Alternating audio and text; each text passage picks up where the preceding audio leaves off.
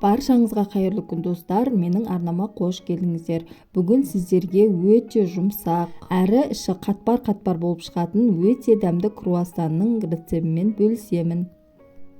Ол үшін ең алдымен таза ыдысымызға 250 грамм жылы сүт, 250 грамм жылы су, қант пен тұз қосып, қант ерігенше кішкене араластырып аламыз. Енді осының үстінен ашытқымызды саламыз. Менде бұл жерде бір шай қасық толы ашытқыны пайдаландым және кішкене араластырып, ашытқымыздың сапалылығын тексеру үшін бетін жауып 15 минутқа жылы жерге қоя тұрамыз. Егер ашытқымыздың мерзімі өтіп кетпеген сапалы ашытқы болатын болса, 15 минуттан кейін осылай көпіршіп өздігінен көтеріле бастайды. Біздің круассандарымыз өте жұмсақ болып пісу үшін бір ас қасық толы сұйық майды қостым және бұл жерде 2 жұмыртқа бар, бір жұмыртқаның сары уызын қазір бетіне жаққанға алып қойдым. Жұмыртқамызды қосып, кішкене араластырып аламыз. Үстінен иеліктен өтіп дайын тұрған ұнымызды қосып, жұмсақ қамыр илейміз. Илеп жатқан қамырымыз қатты болып қалмау керек. Менде осындай тығыздықтағы қамыр иленіп шықты. Енді бетін жауып, жылы жерге 1-1,5 сағатқа біраз көтерілгенше қоя тұрамыз. 1 сағаттан соң қамырымды алып, илей бастадым. Біздің қамырымыз осылай көтеріліп, әдемі болып шыққан екен.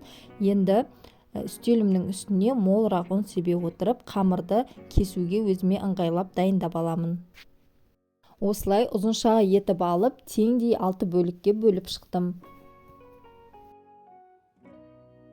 Енді бөлінген әрбір бөліктен осылай қолымыздың көмегімен бір илеп, зуала жасап шығамыз. 6 зуаланы да жасап алдым. Енді қамырымыздың бетін жауып, кішкене 5-10 минутқа қоя тұрсақ, қамырымыз өте тез жайылатын болады. 10 минуттан соң шетінен бір зуаласын алып, жая бастадым.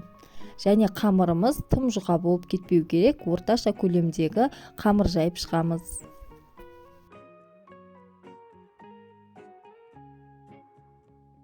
Барлығын дерлік осылайша жайып дайындап алдым. Енді әрбір зуаласын алып, бөлме температурасындағы тұрған майды жағып шығамыз.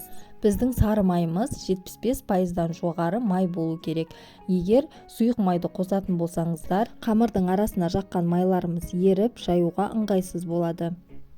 Сондықтан маргарин емес, пайызы жоғары сары майды жақсақ, круассандарымыз дәмдірек болады.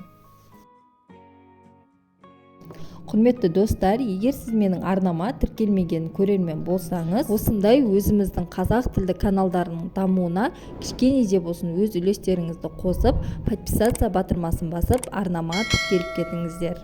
Күн сайын сіздермен өзімнің рецептермен бөлісіп отырамын. Қамырды жаюға ыңғайлы болу үшін ең жоғарғы бөлігіне май жақпадым және тоңазытқышқа сәл арасындағы майлары қату үшін 20 минутқа сала тұрдым. 20 минуттан соң қамырды тоңазытқыштан алып жая бастадым. Арасындағы майлары қатып, жаюға өте ыңғайлы болып қалған екен.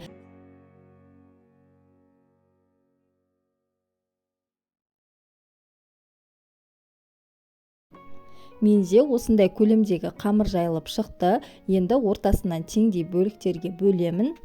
Теңдей етіп 16 бөлікке бөліп дайындап алдым. Енді қазір круассандарымыз жаюға ыңғайлы болу үшін шет-шеттерін осылай пышақтың көмегімен кесіп шықтым. Ортаңғы бөлігіне кішкене шоколад қосып, орап аламын. Ортасына өздеріңізге ұнаған кез келген салманы салсаңыздар болады. Творог немесе варенье болса да, үйіңіздегі бар заттарды қосып жасасаңыздар да, немесе мүлдем қоспасаңыздар да өте дәмді болып шығады. Барлығын түйіп дайындап алдым. Енді табамызға пергамент қағазын төсеп, үстінен жұмыртқаның сарысын жағып шықтым. Осы арада пешіміз қызып дайын тұру керек. Пешке салып 30-35 минут шамасында пісіріп алдым. Осымен өздеріңіз көріп отырғандай, біздің круассандарымыз өте әдемі болып, жұмсақ әрі биік болып көтеріліп шықты. Қазір сіздерге арасын кесіп көрсетемін. Міне қараңыздаршы, қандай керемет болып шықты. Мен екі түрлі етіп жасаған болатын. Қамырдың жарты бөлігіне шоколад қосып, жарты бөлігіне қоспай жасадым. Бұл шоколад қосылған түрі. Видеоны соңына дейін қарап, менімен болғандарыңызға рахмет. Егер сізге видео ұнаса, лайк басып, арнама тіркеліп кетуді ұмытпаңыз.